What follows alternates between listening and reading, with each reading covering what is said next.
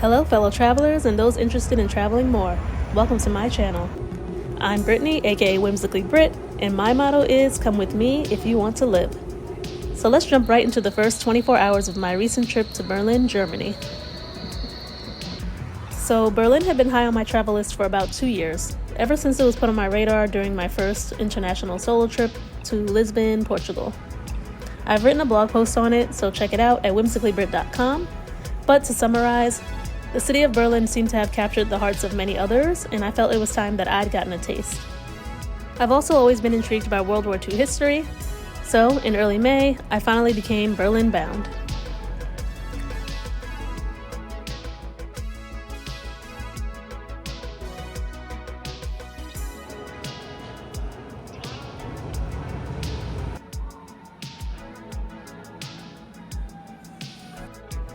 I flew North Atlantic Airways from New York JFK to Berlin Brandenburg Airport. I don't know if you've ever heard of it, but this was my first time hearing of them and flying with them. It's a low-cost carrier, so the fare was only $390, but I paid $90 more each way for added seats and a carry-on bag.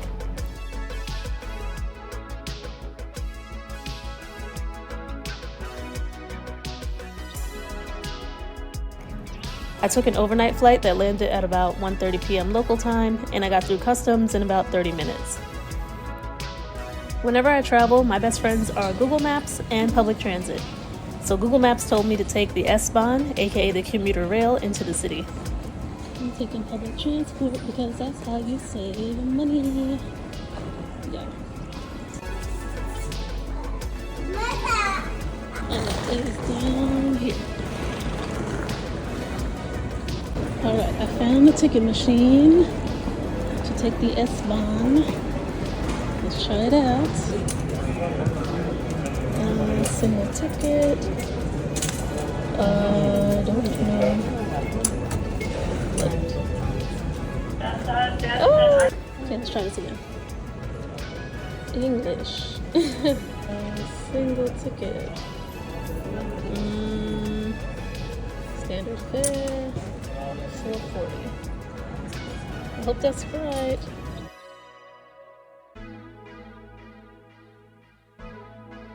The ticket only cost me €4.40, which you can buy upstairs or on the platform.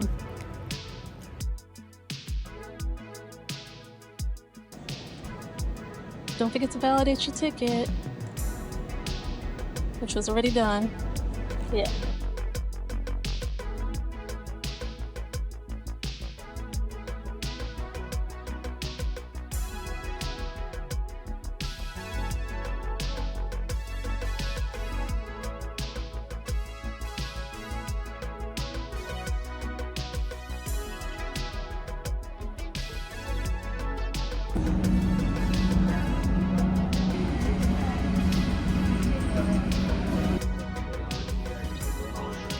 So in 40 minutes, I reached my stop, which I have listed here because I don't know how to say that. A lot going on.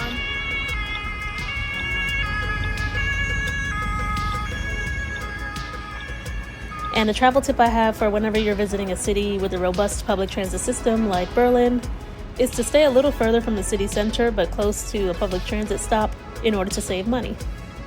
So my hotel was about a 20-minute walk from the city center of Alexanderplatz, and it was only a 5-minute walk from the S-Bahn train, and had a U-Bahn station right on the corner. So I booked the social hub for its price, proximity to the central location, its positive ratings, the quirky aesthetic, the option for breakfast, and the awesome gym.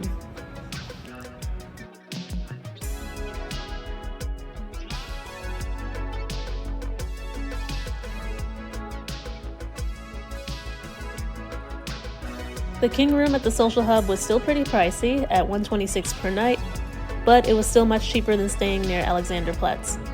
And I also used a $200 credit I earned from booking.com, bringing it down to $86 per night. One thing to note is that the hotel is actually partially a college dorm, so some reviews complained about the noise and the fire alarm, but for me it was actually super quiet, especially on the top floor where I was staying. And the room itself was simple, but it was spacious and it had a really nice balcony with a view of the Berlin TV tower. So I don't know about you, but my traveling style is definitely to hit the ground running.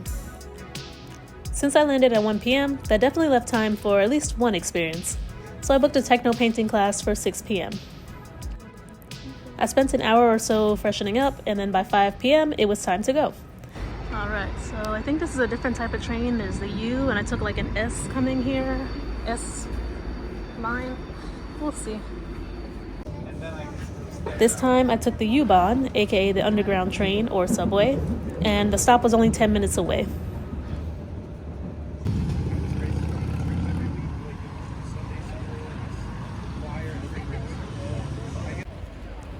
But before the class, it was time to grab some food.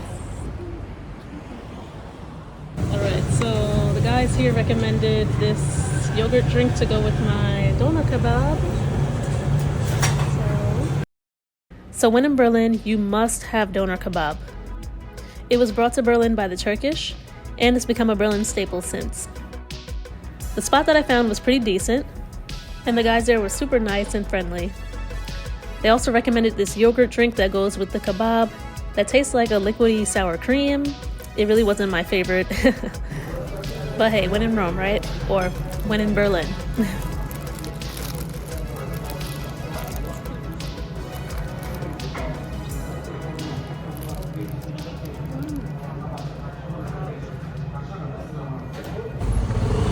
like to think I'm sort of a hippie.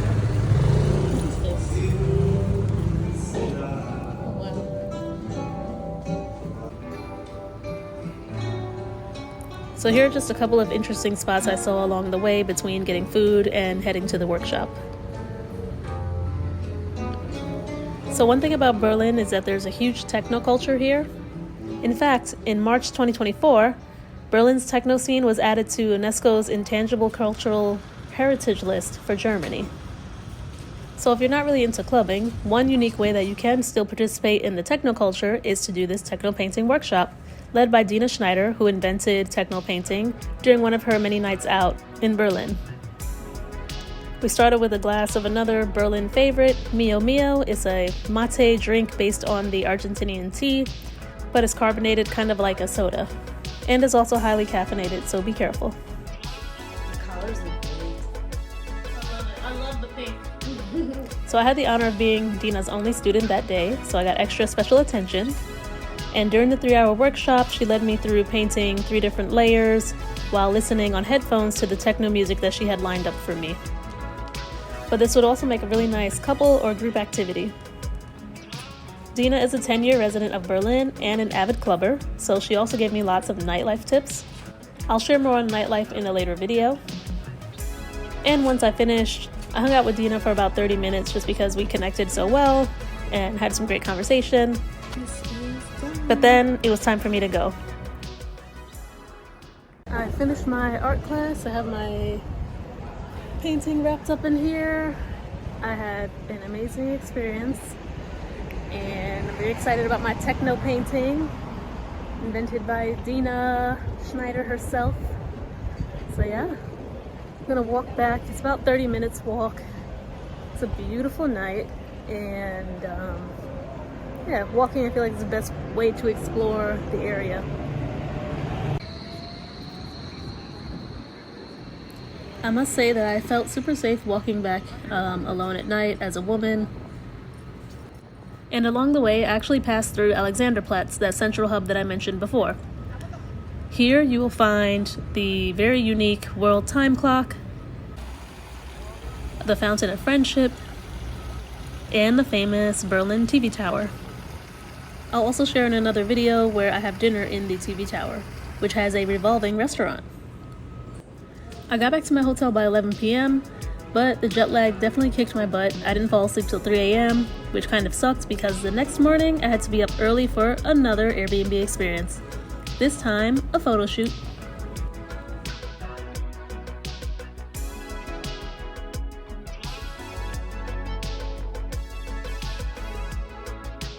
So I definitely recommend finding photographers on Airbnb Experience when you're traveling, especially when solo, to really help capture and share the beauty of the place that you're visiting. and they're usually pretty affordable depending on where you go, anywhere between $30 an hour to $100 an hour. It really depends on the photographer and the place. I met up with my photographer Faride around 8:15 a.m. at the Museumsinsel U-Bahn station. This gorgeous station was the first backdrop for the photo shoot. Once you step outside the station, you'll be on Museum Island, which is exactly what it sounds like, an island of museums. And here we got to shoot in front of all the main sites, all of them empty, like the Berlin Cathedral, the Old Museum, and the Old National Gallery. There goes my photographer. We ended our session in a graffitied alleyway, which you'll find if you search for Anne Frank Center. So you'll notice a lot of graffiti and street art when going around Berlin. So this was a really nice way to capture that spirit of Berlin. You can purchase, I guess, for €6? I don't know, should I not?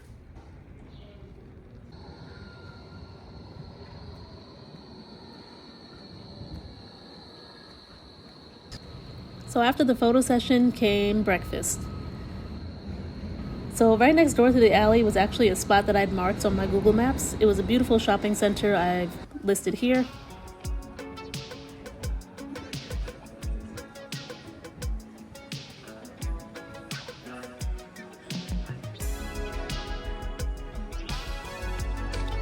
I'd asked Faride what a typical German breakfast was, and she told me meats, cheese, and bread. And here at this restaurant, Oxymoron, I found a typical German breakfast that matched her description.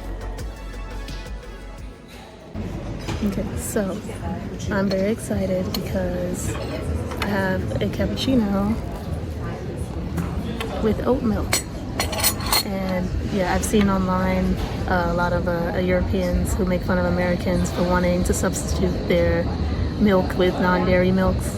And the most I may see is almond milk, but I'm very happy to have some oat milk because it's so creamy. I'm not vegan or anything, but like I just love oat milk in my coffee. So cheers. I also have to say that this cappuccino is coming in handy because I only got 3 hours of sleep last night. I didn't fall asleep till 3 a.m.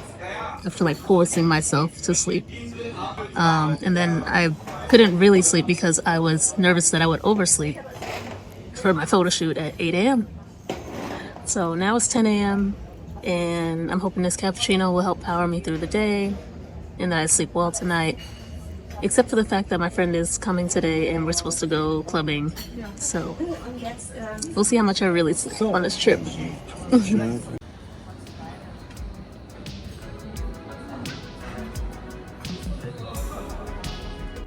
Alright, so I learned I can put all this stuff on the bread.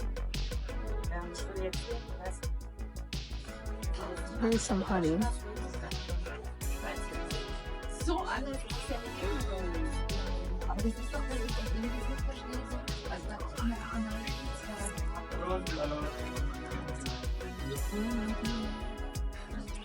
This honey is so good.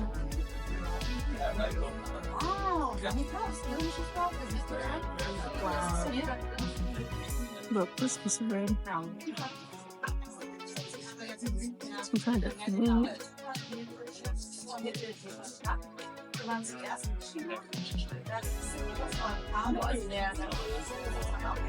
Wow. That's interesting. This is what I imagine cat food probably tastes like. But not in like a terrible way. It's interesting.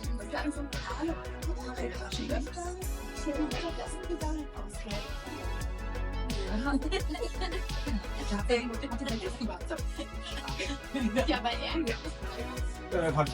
this is butter, it's not cheese.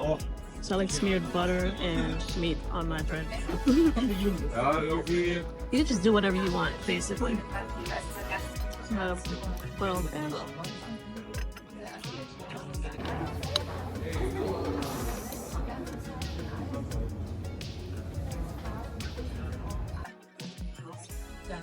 I'm happy. I'm very happy. We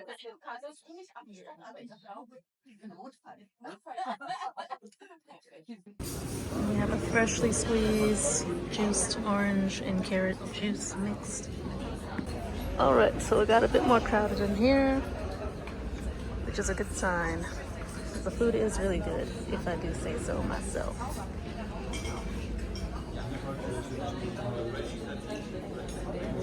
Okay, I'm dead because I asked to take my food to go and he was like, we don't have any nice boxes for it, but we can see what we can do. And I got this, and I appreciate this. He found something. After breakfast, I decided to stroll around the area, back towards the Berlin Cathedral. I definitely recommend, taking some time to walk about, really check out the museums, and really just admire the sights here.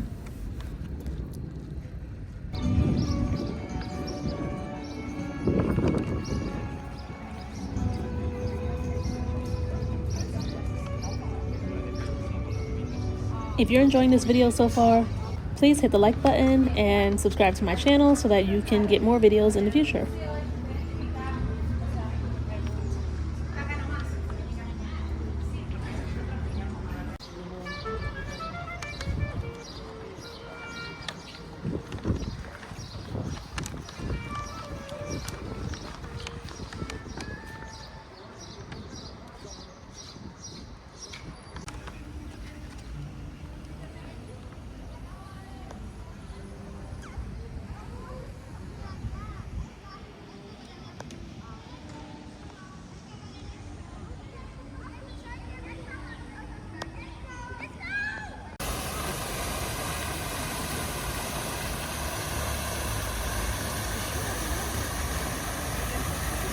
And if you have time, you can chill in Lust's garden and admire the fountain like I did.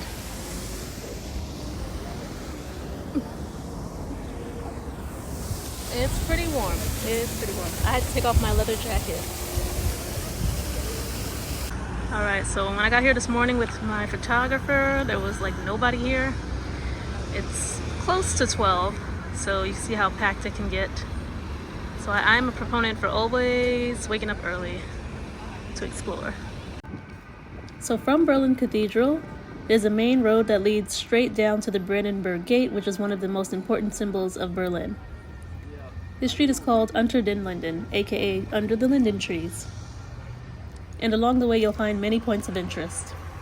Alright, so in front of Humboldt University is the memorial to the book burning. I need to get more details on that, but you can't see anything because, I don't know, all this dirt on it, but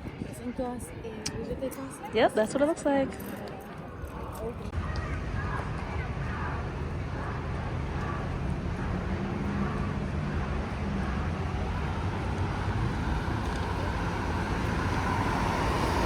There's a whole store dedicated to the crosswalk guy. His name's Ampleman, apparently. He is very popular. From East German traffic light to cult figure. In about 15-20 minutes, you'll reach the Brandenburg Gate. Now, the Brandenburg Gate is a symbol of division and later unity between East and West Berlin after the Cold War. Alright, I'm here walking by the Brandenburg Gate.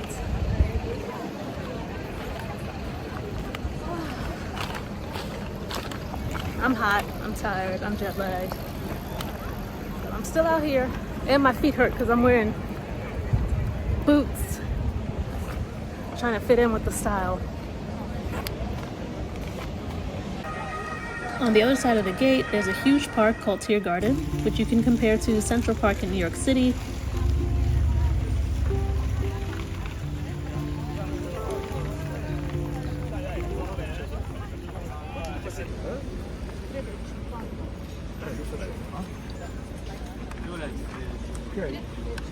Then there's the Reichstag building, which is where German Parliament sits. And it has a really cool glass dome at the top that you can visit, but you have to reserve, and usually you must do it many weeks in advance. So unfortunately, I didn't get to do it. Then to the south of the Brandenburg Gate, you have the Holocaust Memorial. So one cool thing I admired about the Germans is that they never tried to cover up their history, no matter how dark it was. So you have the Holocaust Memorial, aka the Memorial to the Murdered Jews of Europe, and nearby in the park you have the Memorial to the Homosexuals Persecuted under Nazism, and I also saw in the park another memorial to the Sinti and Roma of Europe who were murdered under the National Socialism. That is a mouthful. But basically the point is that the Germans clearly took accountability and were clear to point out who the victims of their heinous crimes were.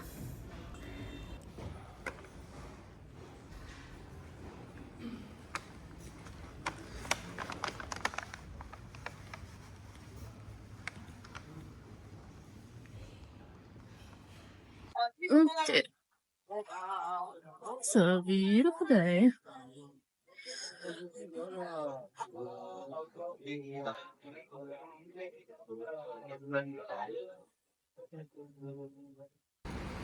Wow, it's a payphone and it's all modernized.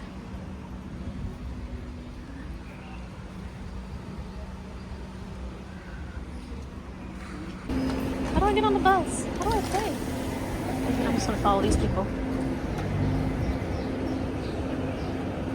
So by this time I am beat from jet lag and lack of sleep, and it's really hot, much hotter than I expected for May, early May of that. So anyway, it was time for another coffee. This time, iced coffee, and again with oat milk.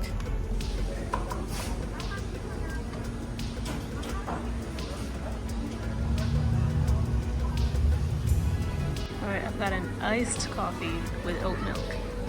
Possibly the most American thing I could do. And it was at this moment that I thought I could move here for sure.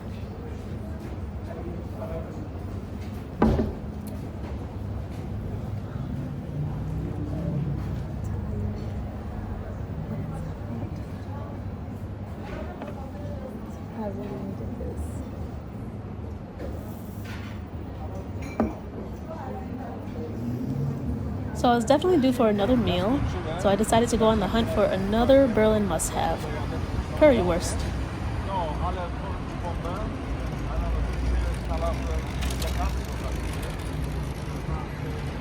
I'm still outside, still walking.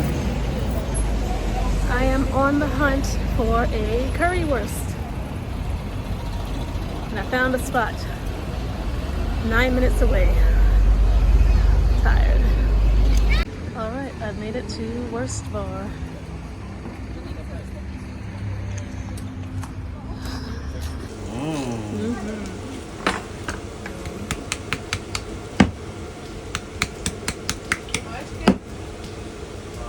Oh, little mustard. Yeah. So there's Currywurst all over Berlin, but I only had it once here at WurstBar, which I chose for its positive reviews. Now I thought it was decent. It was a little dry, probably because of the curry powder, so I definitely recommend adding the ketchup or mayonnaise or something to give it some moisture. Now it was close to 5 p.m. and I'd been out all day. I had a friend who was joining me later in that evening, so I went back to the hotel to freshen up.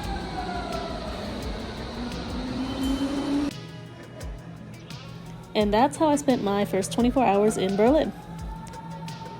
If you like this video, please like it and subscribe to my channel so you can stay tuned for the rest of my 5 days in Berlin.